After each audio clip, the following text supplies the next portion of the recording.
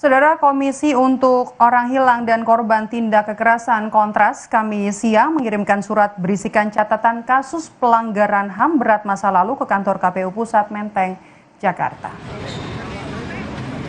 Surat catatan ini disampaikan sebagai rekomendasi materi debat Capres-Cawapres pada 12 Desember mendatang yang salah satunya menyoroti soal HAM. Kontras berharap sejumlah data pelanggaran HAM di masa lalu seperti tragedi Semanggi 1 dan 2, tragedi Trisakti, Wadas, Rempang, dan Papua bisa dijadikan bahan debat perdana untuk Capres-Cawapres.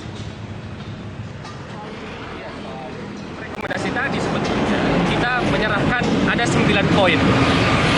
Dari mulai kita mendesak agar KPU dapat mengangkat satu tema berkaitan dengan penyelesaian pelanggaran HAM berat yang terjadi di masa lalu.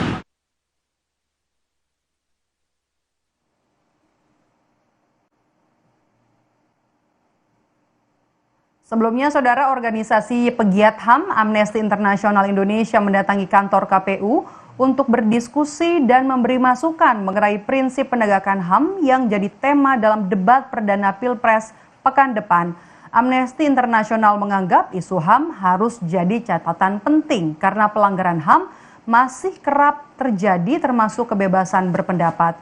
Yang terbaru, saudara, yakni dugaan intimidasi kepada budayawan dan seniman Butet Kartarejasa untuk menandatangani komitmen agar seni pertunjukan yang dilakukan harus bebas dari unsur politik.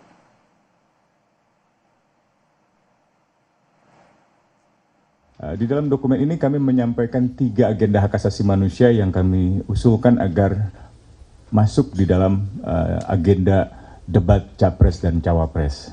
Yang pertama adalah berkaitan dengan kebebasan berekspresi. Tadi kami sampaikan bahwa kebebasan ekspresi ini sudah sangat genting di Indonesia, sudah banyak sekali kasus-kasus yang terjadi, bahkan jumlahnya mencapai 400-an kasus, dari mulai kebebasan berekspresi di Papua sampai dengan yang baru-baru ini terjadi terhadap seniman Butet Kartarejasa dan Agus Nur.